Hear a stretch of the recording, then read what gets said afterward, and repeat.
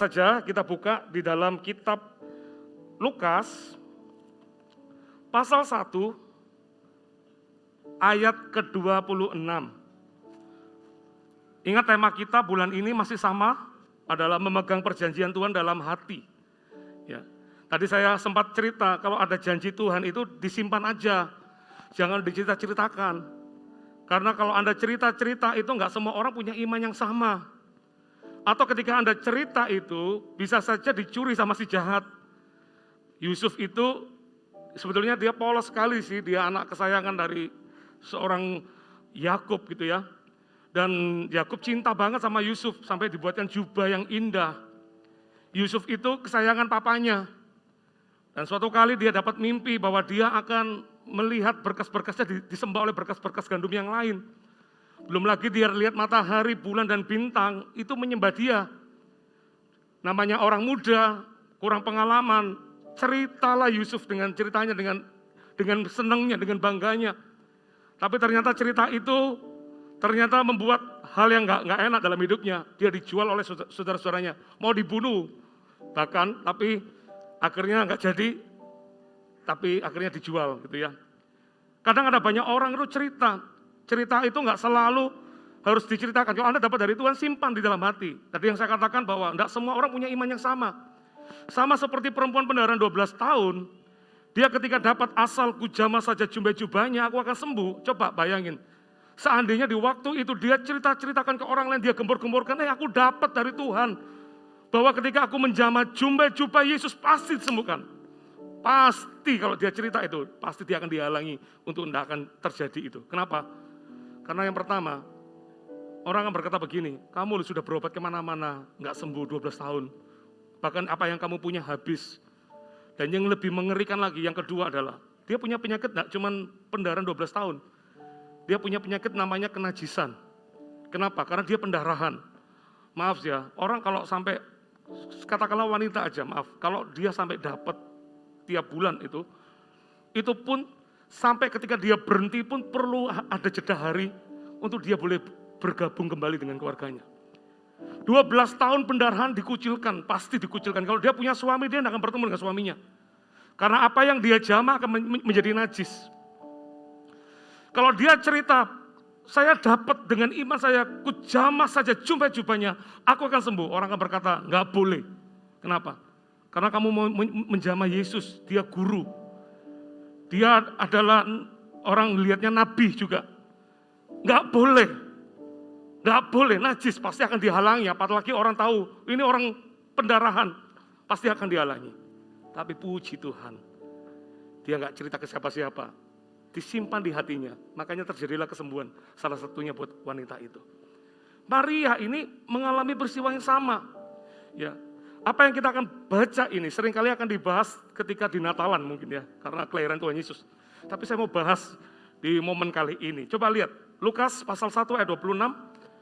Dalam bulan yang ke-6, Allah menyuruh malaikat Gabriel pergi ke sebuah kota di Galilea bernama Nazaret.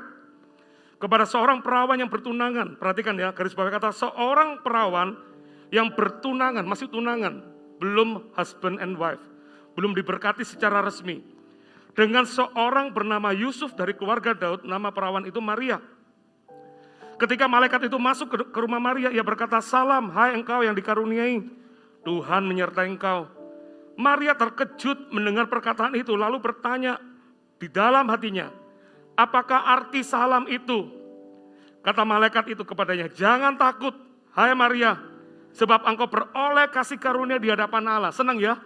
Kalau kita ketemu dengan malaikat Allah, terus tiba-tiba malaikat itu bicara, engkau akan beroleh kasih karunia Allah. Wah, bayangan kita pasti yang bagus-bagus, betul ya? Betul nggak? Di suatu kali di gereja kami di Sidoarjo, oh ya saya belum kenalkan diri saya ya. Saya pendeta Samuel Muji. Saya suaminya pendeta Lanitan, orang taunya Lanitan gitu ya. Kita berdua home base-nya di GMS Sidoarjo. Jadi cukup dekat sih dengan kita ya. Tadi saya perlu 45 menit sampai ke sini. Karena minggu mungkin ya. Dan kami berdua dipercaya menjadi gembala regional Jawa Timur, Bali, Kepulauan Timur gitu ya, Kepulauan Nusa. Dari NTB ke NTT, doakan ada teman-teman Timor Leste yang berkata, kapan GMS dibuka di sini gitu ya. Wah, saya bilang doakan, Timor Leste itu beda negara sudahan. Ya, dulu tim-tim ikut kita, sekarang kan bukan. Mereka minta kapan ada dibuka di situ. Mereka sedang dalam connect group saja. Dan kami juga dipercaya pegang Australia. Semua karena kemurahan Tuhan. Kasih tepuk tangan bagi Tuhan saja ya.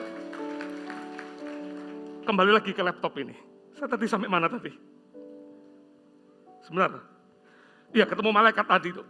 Kadang banyak orang berpikir kalau dia ketemu malaikat Tuhan, gitu ya, pasti seneng, dapat sesuatu, dapat kabar yang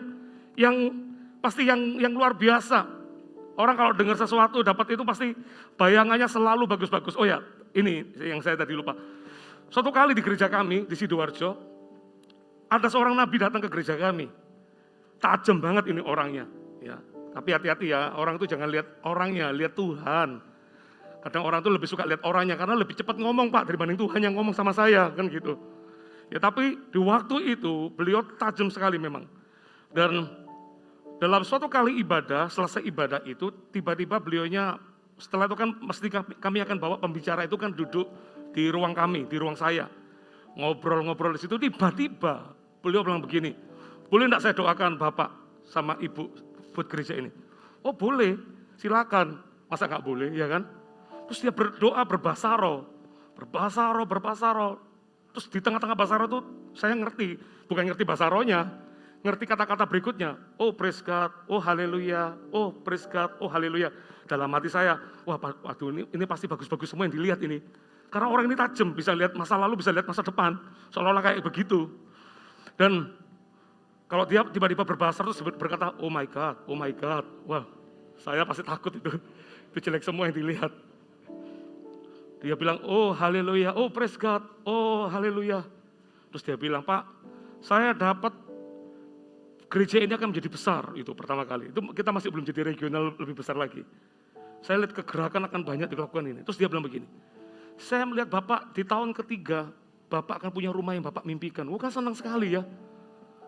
Terus bilang begini, di tahun ketiga juga, saya melihat Bapak ditambah 2 anak lagi sama Tuhan. Anda tahu anak saya nomor 1 itu namanya Kathleen Natenia. Artinya murni pemberian Tuhan. Kita minta sama Tuhan. Dulu Pastor Philip kontrak kita. Ceritanya nih, gembala-gembala yang waktu-waktu itu pertama-tama dikontrak. Jangan keburu punya anak ya, supaya kamu bisa fokus pelayanan dulu gitu ya. Tapi setahun melewati itu saya datang ke Pastor Philip. Saya masih ingat ke Tegalsari, ketemu Pastor Philip. Kita berdua bilang, boleh enggak kami punya anak supaya kami bisa cerita bahwa kami ini. Pastor Philip merestui dan didoakan. Selang sebulan kemudian, istri saya hamil. Makanya itu anak dinamakan Kathleen Natenia. Tapi Anda tahu, anak saya yang pertama kepada anak yang kedua, itu enggak muncul-muncul saudara. Setiap kali kalau orang itu kan enggak pernah berhenti dari pertanyaannya. Belum punya pacar, tanya kapan pacaran, pacarnya mana. Setelah pacaran, kapan menikah? Setelah menikah, ditanya lagi kapan punya anak. Kan gak pernah berhenti dari pertanyaan. Itulah manusia ya. Nah anak kedua ini gak muncul. Ditanya orang, kapan anak kedua muncul? Jawaban kita apa? Tergantung Tuhan. Karena gak dapat-dapat. Sampai seorang nabi ini datang dan berkata, saya dapat di tahun ketiga Bapak ditambah 2 anak lagi sama Tuhan. Dan benar, anak saya kedua dan ketiga itu selisih 11 bulan. Saya ketika mengumumkan di depan jemaat itu agak sungkan juga. Karena anak saya baru muncul 2 bulan, tiba-tiba hari itu istri saya tiba-tiba mual. Saya pikir keracunan makan. Kita sudah berpikir belikan air degan, air kelapa. Sudah berpikir gitu, tapi begitu ada satu tanda saya tahu, waduh istri saya jangan-jangan hamil lagi nih. Karena dia tandanya satu, kalau saya pakai perfume itu pasti mual istri saya. Begitu pakai perfume mau bikin seminar building straw merit untuk couple-couple, untuk pasangan-pasangan. Pas saya pakai perfume, istri saya mual. Waduh, saya ada dikdukser. Saya juga ingin punya anak 3 Tuhan, tapi jangan terlalu cepat juga ini. Dan benar dikasih anak ketiga, selisihnya 11 bulan. Makanya anak kedua dan ketiga saya itu seperti kembar. Dan itu terjadi semua yang dikatakan. Rumah yang dimimpikan, anaknya muncul. Lah, ini yang baiknya. Maria, salam hai Maria. Orang yang dikaruniai, senang sekali Maria. Tapi kata-kata berikutnya, ini loh yang mengerikan. Ayat 31. Sesungguhnya engkau akan mengandung dan akan melahirkan seorang anak laki-laki. Dan hendaklah engkau menamai dia Yesus. Ia akan menjadi besar dan akan disebut anak Allah yang Maha Tinggi.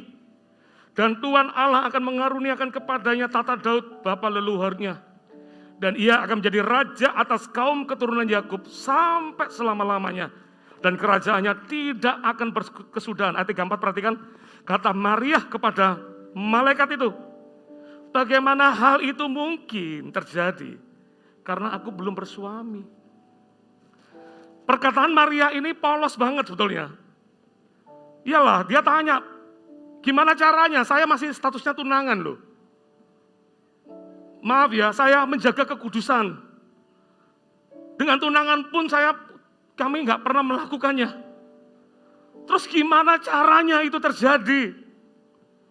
Tiba-tiba kata malaikatnya apa? Jawab malaikat itu kepadanya, Roh Kudus akan turun ke atasmu, dan kuasa Allah yang Maha Tinggi akan menaungi engkau. Sebab itu anak yang akan kau lahirkan itu akan disebut kudus, anak Allah. Dan sesungguhnya Elisabet sanakmu itu, ia pun sedang mengandung seorang anak laki-laki pada hari tuanya. Dan inilah bulan yang karena bagi dia yang disebut mandul itu. Sebab bagi Allah tidak ada yang mustahil. Ayat 38, baca rame-rame 34, kata Maria, sesungguhnya aku ini adalah hamba Tuhan. Jadilah padaku menurut perkataanmu itu. Lalu malaikat itu meninggalkan dia. Kalau kita baca kisah ini mungkin biasa, tapi coba kita berandai-andai. Kalau kita yang jadi Maria di waktu itu. Ini enggak mudah loh saudara.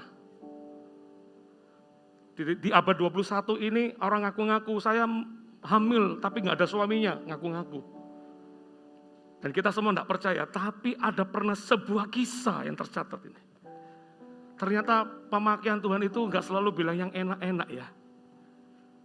Pemakaian Tuhan itu ternyata ada tantangannya loh. Coba, kalau kita dibalik kita jadi Maria hari ini. Mungkin kita akan berkata, Tuhan yang benar aja Tuhan. Mana bisa ceritanya, nggak masuk di akal atau segala macam. Itu pasti pertanyaan kita yang muncul saudara. Tapi yang luar biasa dari Maria, sesungguhnya aku ini adalah hamba Tuhan. Jadilah padaku menurut perkataanmu itu. Lalu malaikat itu meninggalkan dia. Wow, ini luar biasa. Apa yang kita pelajari dari Maria?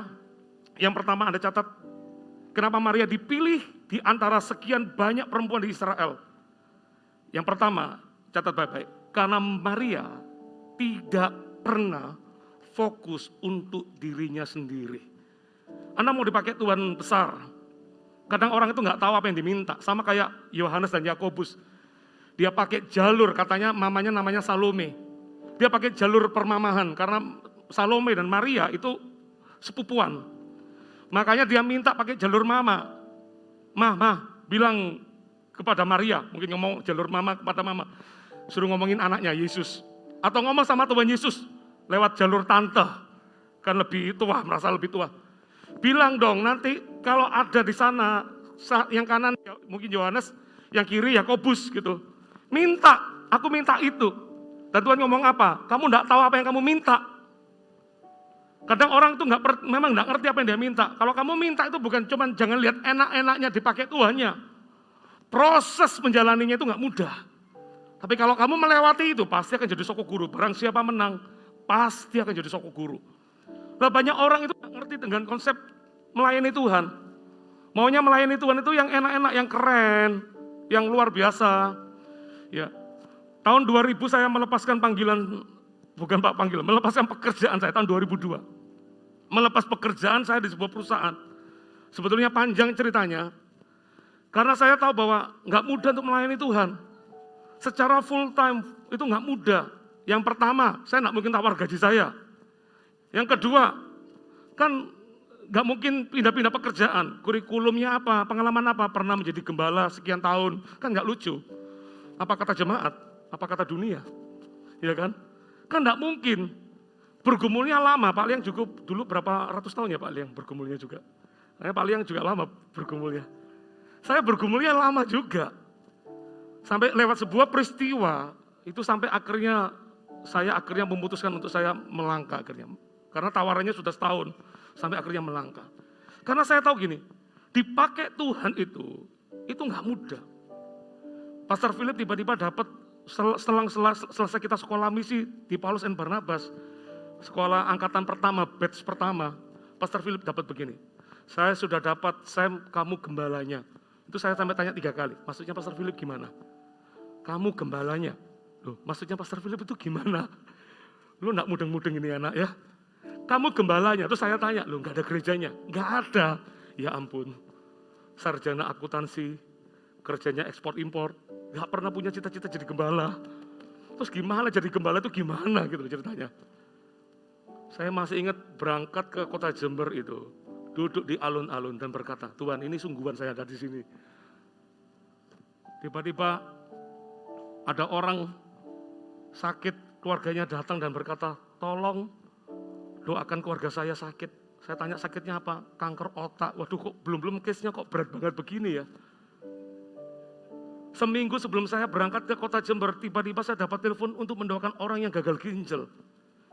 Pas ketika melewati rumah itu di Surabaya, saya masih ingat ketika melewati rumah itu, ada satu rumah yang saya berkata, jangan ini Tuhan, jangan ini.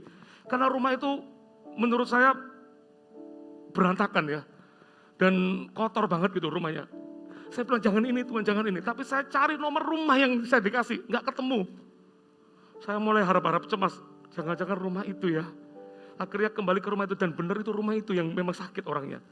Hanya tinggal sisa tabung oksigen untuk mama dan anak yang sakit. Lagi mendoakan di situ, maaf saya katakan ada kotoran kucing di rumah itu juga. Di situ Tuhan ngomong, kamu mau ikut aku? Sangkal diri, pikul salib baru ikut aku. Kadang orang itu lihatnya enak. Kalau kamu mau ikut aku, harus berani matikan diri sendiri. Maria ini menurut saya dia nggak egois loh. Dia bisa bertanya, Tuhan aku ini kan wanita, perawan lagi. Gimana ceritanya? Nanti kalau aku melayani engkau, aku dapat apa dulu? Nanti apakah Tuhan akan jawab doa saya dulu? Itu seringkali terjadi banyak manusia begitu. Minta tanda dulu, minta persekot dulu, baru dia mau melangkah. No. Mau dipakai Tuhan, belajar kayak Maria. Belajar menyangkal diri dulu. Tahu kata, barang siapa mau mengikut aku, ia harus menyangkal dirinya. Itu keluar dari kata to deny. Betul-betul menyangkal dirinya. Bahwa aku tidak penting, tapi engkau yang penting. Maria itu enggak kenapa dia dipilih dari sekian banyak orang menjadi mamanya juru selamat. Karena satu ini, dia enggak fokus pada dirinya sendiri. Ini luar biasa loh saudara. Mungkin Anda berkata, mungkin Maria bisa berkata, Tuhan nanti Yusuf gimana? Coba lihat Yusuf. Yusuf di dalam kitab Matius. Lukas ditandai ya Bapak Ibu. Kita ke Matius. Ayat pasal 1 ayat 18. Kelahiran Yesus Kristus adalah seperti berikut. Pada waktu Maria ibunya bertunangan dengan Yusuf, ternyata ia, perhatikan ya, ternyata ia mengandung dari Roh Kudus sebelum mereka hidup sebagai suami istri. Ayat 19, maka terjadilah karena Yusuf suaminya seorang yang tulus hati dan tidak mau mencemarkan nama istrinya di muka umum, ia bermaksud menceraikannya dengan diam-diam. Pernah enggak berpikir, Maria bisa ngomong sama Tuhan, protes, Tuhan nanti Yusuf gimana? Buktinya memang benar, Yusuf gak percaya loh Yusuf ini. Yusuf sudah ngeliat ini Maria selingkuh ini. Ini gak main-main, tapi Yusuf karena orangnya baik. Dia nggak pahitnya, dia tuh nggak digembor-gemborkan. Dia simpan di dalam hatinya, tapi keputusannya juga ada. Nanti pokoknya berpisah, jaga nama baiknya Maria aja. Saya berandai-andai, jadi Maria nggak gampang. Maria bisa bertanya, nanti Yusuf gimana Tuhan? Tapi ini kabar baiknya. Kalau Tuhan memilih kita, Tuhan akan merugikan kita kok saudara, percayalah. Karena pada akhirnya kalau Anda baca ayat di bawahnya, ketika Yusuf sudah punya inisiatif untuk menceraikan Maria, Tuhan kasih intervensi. Tuhan itu kasih mimpi buat Yusuf. Jangan Yusuf, jangan. Saya melihat kisah yang sama, kayak siapa saya lupa, Abimelek ya, kalau saya nggak salah, yang Abraham mengaku ini istrinya bukan istrinya, tapi ini saudaranya, dia takut mati. Tuhan itu kasih mimpi, sama kayak Yakub. Yakub sama Laban. Yakub itu sudah mau dibunuh sama Laban. Laban sudah marah. Jarak 7 hari perjalanan. Bisa dikejar sama Laban itu karena jengkelnya, marahnya. Ya, Laban itu sudah mau bunuh Yakub. Sudah selisih semalam, ingin dibunuh nih Yakub. Tapi begitu dia mau mulai memikirkan mau bunuh Yakub, tiba-tiba muncul firman. Kamu, dikatakan begini, jangan kamu bunuh Yakub, gak usah ngomong bunuh. Kamu mengata-ngatai Yakub saja, hukuman mati kamu. Saya ketika baca ayat itu, saya terharu. Ternyata Tuhan itu kalau dia memberikan perintah pada seseorang, bagian kita cuma satu, percaya saudara. Mungkin tidak ada yang amin. Percaya.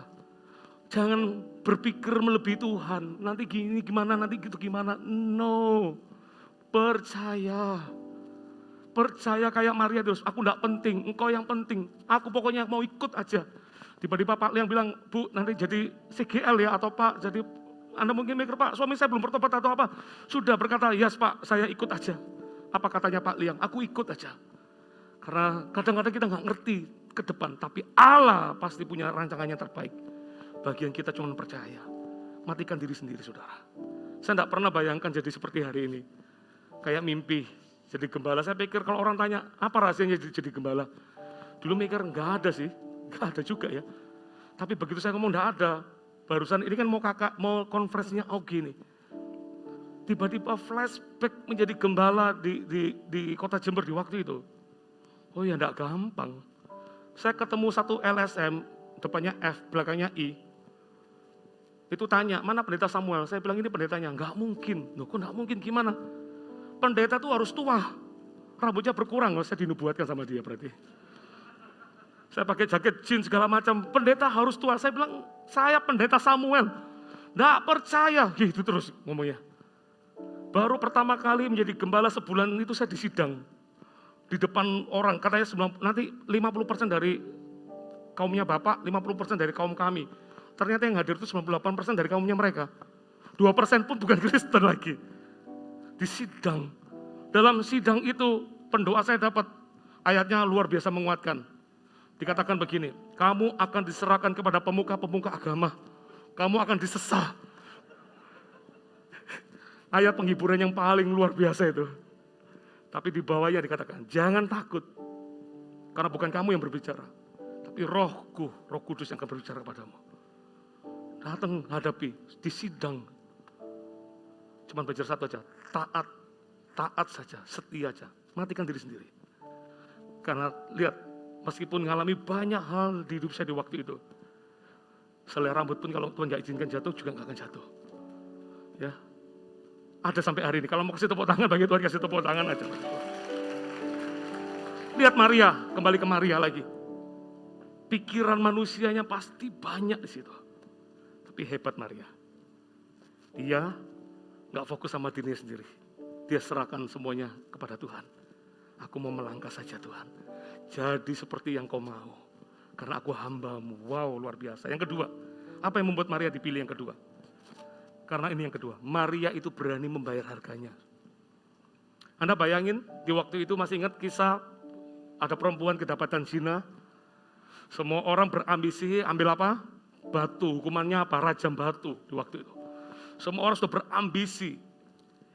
Yesus dikatakan dia tidak berkata apa-apa, dia cuma tulis-tulis, sampai akhirnya dia berkata, siapa yang tidak pernah berdosa, biarlah ya dia yang pertama kali melempari batu.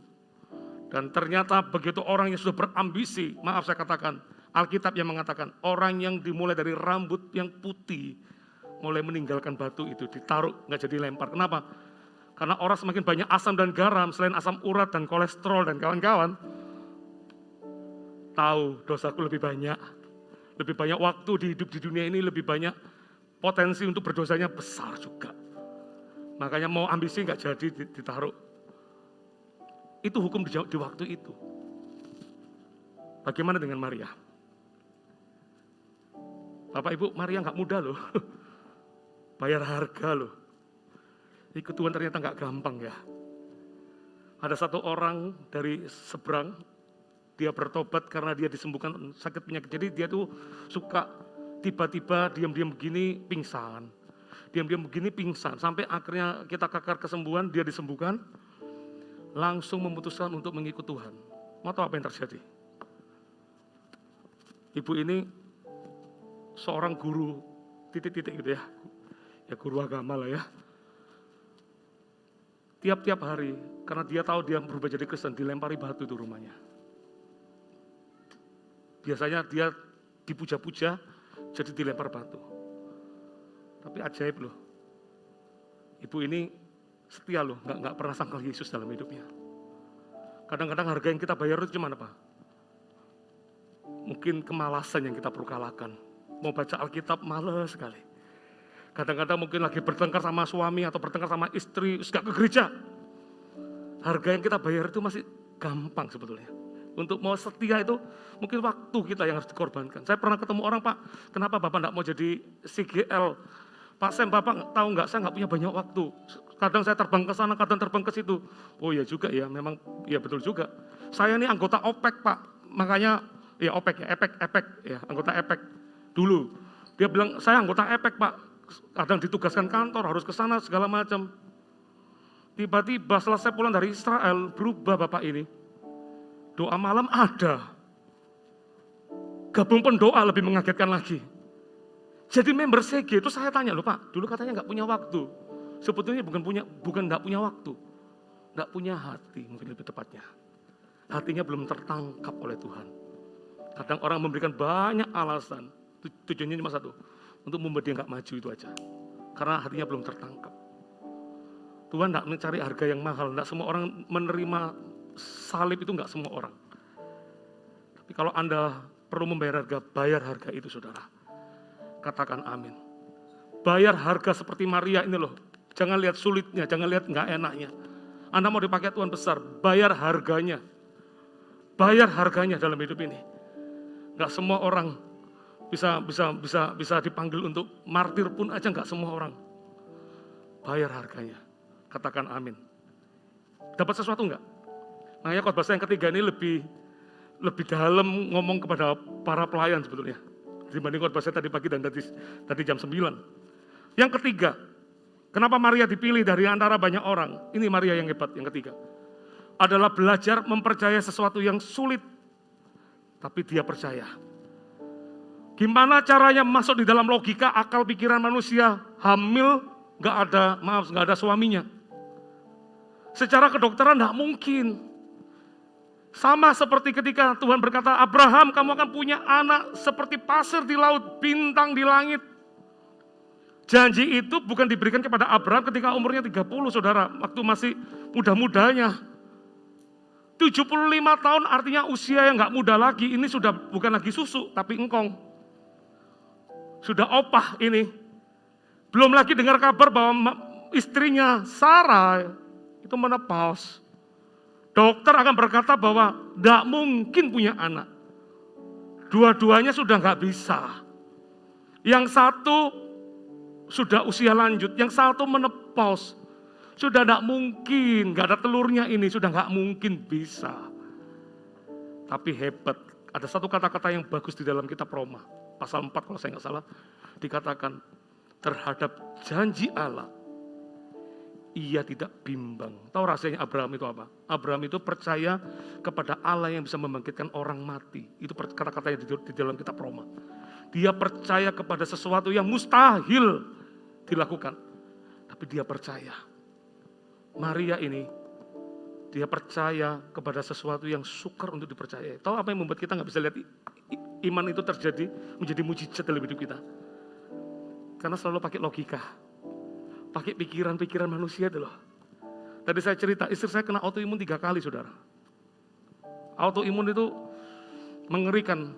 Karena autoimun istri saya itu menghantam banyak hal. Tapi 3 terbesar, menghantam tulang, menghantam sendi-sendi, sakit semua. Ada orang yang autoimun itu sampai dia bisa begini, untuk mengembalikan lagi itu harus dibantu, itu pun dengan kesakitan. Jadi autoimun menyerang kemana-mana, tapi 3 besarnya itu. Yang ketiga, itu adalah menyerang trombosit seseorang. Istri saya trombositnya yang diserang. Jadi antibodinya itu menyerang istri saya dengan luar biasa. Pertama kali kena tahun 2011 kalau saya nggak salah, Itu berarti sudah lama, 11 tahun yang lalu. Itu, ya saya lupa, 2011 atau 2013, lupa, antara itu pokoknya. Trombosit istri saya itu tinggal 2, saudara. Tinggal 2.000 itu loh, 2. Normalnya orang itu 150.000, 145.000 sampai 450.000. Ini tinggal 2.000. Orang kalau kena DB, kalau nggak cepat tertolong, pasti akan unfall dan meninggal. Ada orang 25.000 trombositnya itu nggak bisa bangun dari tidur. Istri saya itu tinggal 2.000. Saya sampai tanya jenis apa penyakit ini sampai bisa membuat trombosit orang itu 2.000. Itu pertama kali kena. Di dalam pertama kali kena, terapi obat itu sampai setahun 3 bulan. Itu harus minum obat sejenis steroid. Orang istilah dokter itu obat dewa. Kayak bom atom, sudah pokoknya dibom. Jadi kayak kemoterapi sebetulnya. Bikin mukanya, wajahnya moon face, segala macam.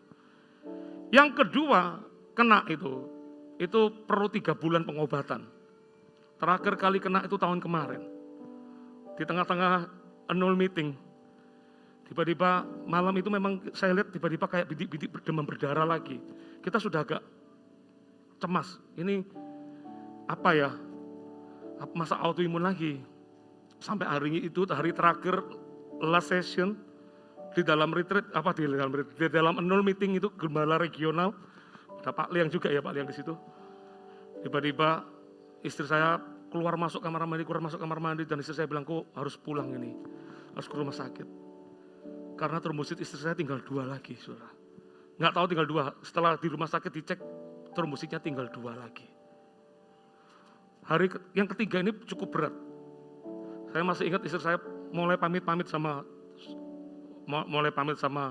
keluarganya, apa segala macam. Karena sudah merasa, jangan-jangan nggak bisa ngelewati ini, yang ketiga ini. Tapi, karena yang ketiga ini, betul-betul yang ketiga ini, sepanjang malam tuh nggak tidur. Saya temanin di mitra keluarga itu saya nggak bisa tidur. Karena lambungnya juga sakit. Jadi semua orang panik untuk lihat itu.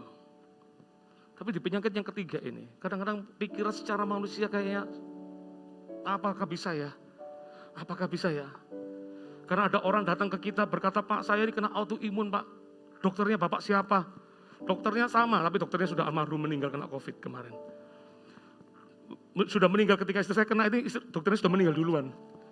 Obatnya sama, terapinya sama, tapi dia bilang gini, trombosit saya enggak pernah naik, enggak pernah di atas 70.000 Pak. Sampai dia bilang gini, ibu-ibu, saya ini bosan minum obat ini Pak. Tapi yang kemarin ini, itu betul-betul kita belajar iman levelnya ditinggikan lagi. Bayangin, tapi ya di tengah-tengah masalah gitu ya, Tuhan itu ajaib loh. Di tengah-tengah, yang nanganin istri saya di Surabaya itu nggak ada dokter autoimun. Jadi yang nangani dokter lambung, kan beda jurusan sebetulnya. Jadi trombosit istri saya itu kayak roller coaster, ditambah transfusi darah naik jadi 50.000. Karena obat itu nggak boleh sembarangan diturunkan. Obat itu dosisnya segini nggak boleh, dia diturunkan. Sampai dia bilang gini, agak mengerikan sih, dokternya bilang begini. Saya ini gara-gara penyakit Anda ini, saya belajar loh tadi malam loh. Dalam hati saya, loh berarti baru belajar dong Pak. Terus gimana ini? Jadi percobaan dong. Saya sudah belajar ini sampai tadi malam. Saya pikir, dokter ya nggak tanggung-tanggung. Datangnya jam 2 pagi loh, visit. Jam 2 pagi. Ini segala macam. Jadi kan tiba-tiba 50.000, tiba-tiba dibanting lagi 20.000. Saya ketemu dokter, dia bilang, Pak, orang trombosit, kalau sampai trombositnya habis itu kayak orang tisu disiram air, Pak. Lumer, makanya pendarahan otak di mana-mana bisa meninggal. Anda tahu, saya masih ingat. Tiba-tiba istri saya chat dokter yang di Singapura, Pak, hanya pertama kali ketemu, itu pun tidak ngasih obat, hanya dikurangi obat. Setelah itu selesai, trombosit istri saya sembuh. Yang hanya 3 bulan itu tadi yang saya katakan. Nah yang ketiga ini, dia coba chat. Dokternya tiba-tiba dari Singapura, sampai orang bilang, kok bisa ya, kok enggak pakai teleconference, enggak pakai janjian, enggak pakai bayar, enggak bayar apa-apa memang. Dia yang cari kita, dia bilang begini, saya ini telepon Anda ini sampai mau frustasi katanya. Karena enggak bisa, memang koneksinya lagi bad hari itu. Enggak bisa, sampai akhirnya dibantu teman, karena saya enggak ada di tempat, saya lagi pulang ke rumah, teman itu bantu teleponkan lewat teleponnya dia, seluler itu aja, ketemu sama dokternya. Terus dia cerita-cerita segala macam. Anda tahu pulang dari rumah sakit itu, Posisi istri saya trombositnya tinggal 15.000. Pulang dari rumah sakit, suruh tanda tangan pernyataan. Pokoknya kalau terjadi apa-apa, iya Pak, saya sudah terima kenyataan. Soalnya kita sudah mau terima yang kemudian yang terburuk pun aja kita terima. Sudah pulang sampai di rumah. Berapa hari kemudian dites trombosit lagi di rumah. Jadi 9.000. Roller coaster ya. Tapi luar biasa. Tahu 9.000 kan pikirannya apakah transfusi darah? Dokternya bilang, no need. Yang Singapura itu loh bilang, no need. Terus gimana dok? Jawabannya gini, sabar. Tadi saya ngomong sabar itu siapa bilang subur? Sabar itu sulit. Sabar itu suwe. Aduh kapan ini naik trombositnya? Sabar ya, dia bilang gitu. Terakhir sampai 21.000, kontrol di Surabaya. Dibilangin, Pak dok, saya mau ke Bali. Hah? Mau ke Bali 21.000, gimana ceritanya? Loh katanya dokter, istri saya bilang, hati yang gembira adalah obat yang manjur. Kan harus seneng-seneng, ya kan? Tapi dokternya bukan anak Tuhan. Dia bilang, istri saya bilang, kan hati yang gembira adalah obat yang manjur. 21.000. Begitu trombositnya tinggal jadi 30.000, tiba-tiba dokter Singapura bilang begini, lepaskan obat itu. Wah itu ngeri loh sungguhan saudara. Saya punya jemaat sakit beda, minum steroid, itu nggak boleh diberhentikan dosisnya begitu saja. Anda yang kenal penyakit ini pasti nggak mungkin sembarangan. Anda turunkan, langsung dosisnya bisa jadi lebih naik lagi. Karena itu penyakit trombosit, itu ada orang minum steroid nggak pernah berhenti dari namanya steroid. Tiba-tiba dokternya bilang gini, nggak usah diminum obatnya. Makanya yang ketiga ini hanya 2 minggu minum obat. Nggak ada obat yang diminum sekalipun. Terus gimana dong? Terakhir kita cek istri saya trombositnya sudah 270.000.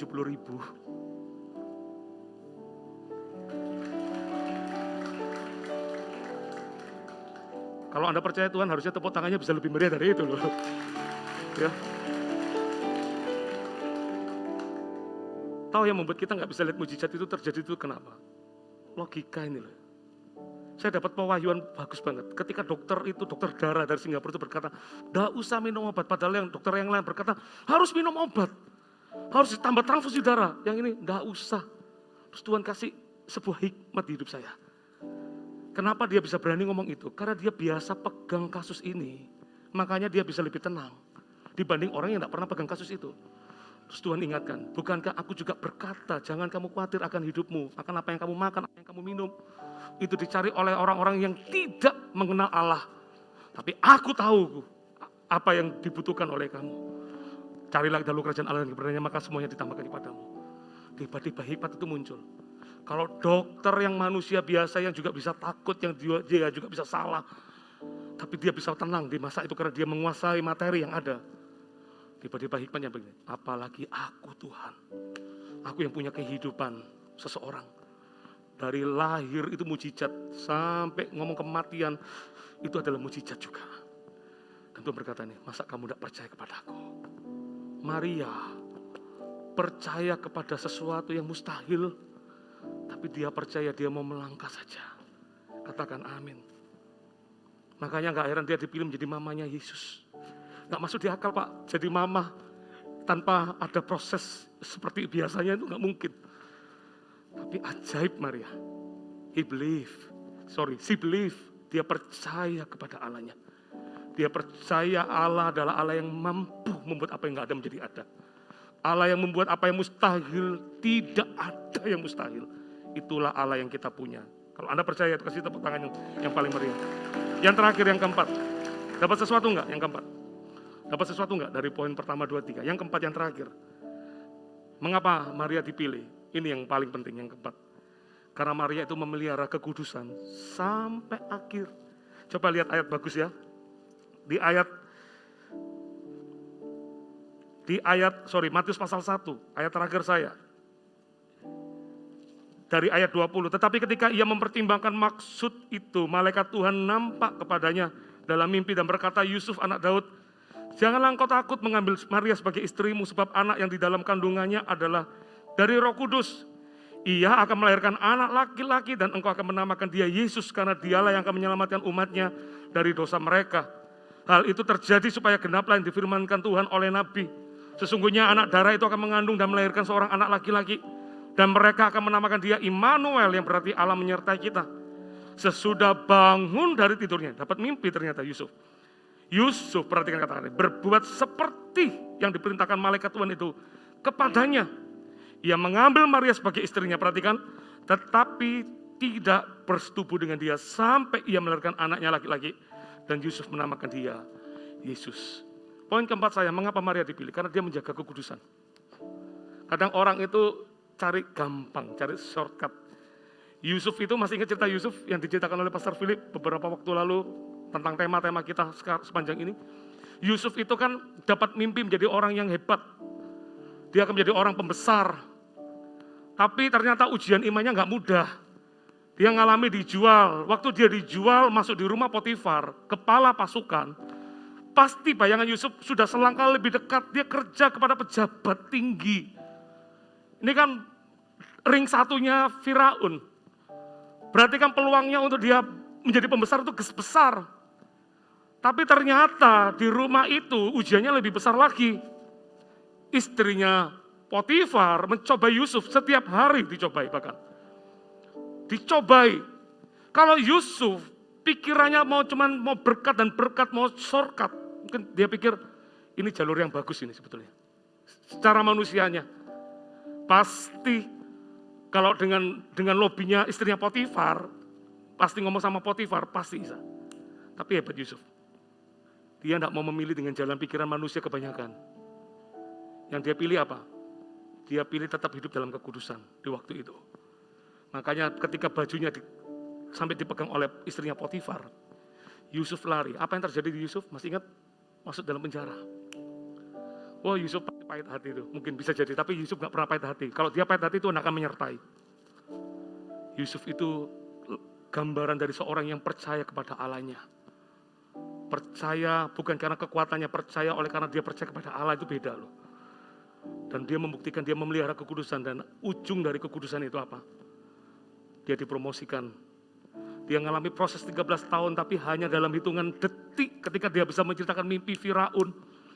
Dia ceritakan langkah-langkahnya begini ya, padahal belum membuktikan apapun Yusuf ini. Kok bisa tiba-tiba Firaun berkata, mana ada yang kita lihat, apakah ada seorang yang seperti hikmatnya kayak begini? Baru cerita loh, belum membuktikan apa-apa. Kan orang kalau mau membuktikan itu kan, tunjukkan dulu kurikulum vitae-nya, pengalamannya apa. Apa yang sudah ditunjukkan hasilnya, baru percaya. Ini belum ditunjukkan, apalagi ini orang Ibrani lagi. Orang Ibrani kan dianggap kejijikan sama orang-orang Mesir mengenai pekerjaannya. Orang Ibrani lagi, nggak mungkin mau memimpin orang Mesir. Tapi kalau Tuhan sudah berkehendak, tiba-tiba Firaun berkata, mana ada orang seperti ini? Biarlah dia yang akhirnya menjadi orang nomor 2, belum menunjukkan apa-apa. Itu loh Tuhan, saudara. Tuhan kalau pilih seseorang, Tuhan itu sudah tahu ujung hidupnya itu seperti apa. Bagian kita cuma percaya. Bagian kita cuma taat, berani membayar harga. Belajar melihat seperti yang Allah lihat, jangan seperti apa yang kita lihat yang terbatas ini dengan kemampuan kita. Dan yang keempat adalah belajar pegang kekudusan dalam hidup Anda. Supaya waktu kita menerima waktunya, kita menerima hak kita itu terjadi di hidup kita, katakan amin. Mau dipakai Tuhan? Mau dipercaya Tuhan lebih lagi? Belajar apa yang pertama tadi masih ingat? Kalau Pak Yudi bilang gitu ya, kalau Pak Yudi. Yang pertama tadi masih ingat apa? Jangan fokus pada diri sendiri. Ya. Yang kedua apa? Apa saudara? Berani membayar harga. Yang ketiga adalah percaya sekalipun itu sulit untuk dipercayai. Pegang janji Tuhan. Mungkin ada anak seseorang yang sakit hari ini. Mungkin orang berkata, gimana caranya? Saya jadi teringat ini, saya mau tutup dengan kisah ini. Ada seorang anak yang divonis sakit, ceritanya tadi Amerika, saya lupa namanya. Semua dokter sudah vonis berkata bahwa ini anak pasti lumpuh, karena masalah dengan syarafnya. Tidak akan bisa hidup panjang. Semua dokter sudah satu suara dan berkata, tidak akan hidup panjang. Sampai suatu kali papanya, dia bertanya sama Tuhan, Tuhan di manakah engkau? Tuhan di manakah engkau Tuhan? Tiba-tiba dalam satu doa itu Tuhan ngomong, aku di dalammu. Itu kata-kata Tuhan. Aku di dalammu. Kata-kata biasa tapi itu betul-betul jadi remah dalam hidupnya. Aku di dalammu. Begitu dia dengar bahwa aku di dalammu. Berarti dia bilang begini, berarti ada kuasa dalam hidupku. Tahu apa yang dilakukan? Tiap-tiap hari anaknya diperkatakan, kamu anak yang sehat, kamu anak yang kuat, kamu anak yang bertumbuh dengan hebat. Saya bisa bayangkan ya, ketika dia ngomong itu tiap-tiap hari, tiap-tiap waktu dia ngomong itu. Tapi apa yang dilihat anaknya juga gak berubah apapun. Tapi dia ngomong itu, dia perkatakan itu. Karena dia percaya Allah di dalamku, Allah di dalamku, Allah ada bersamaku, Allah bukan di sebelahku, Allah ada di dalamku. Berarti perkataan itu juga perkataan Allah juga. Dia katakan itu. Mau tahu apa yang terjadi? Anaknya punya anak 3 sekarang. Sudah dewasa. Normal, semuanya normal. Semuanya normal. Karena dia percaya pada Allah yang bisa melakukan apa yang mustahil itu, saudara. Yang keempat, pegang kekudusan. Tanpa kekudusan tidak mungkin lihat Allah. Kalau Anda ada Allah dalam hidup Anda, tidak ada yang sulit bagi Anda. Dan saya katakan amin.